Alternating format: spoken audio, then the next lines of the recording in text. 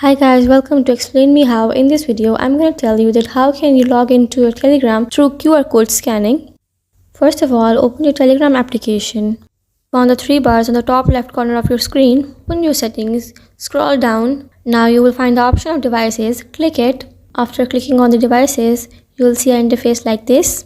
Click on link desktop devices. When you click on the link desktop devices, it will start showing an interface like this and start scanning the QR code of your PC or your computer. When you end scanning your QR code, your Telegram will automatically log into your PC or your computer.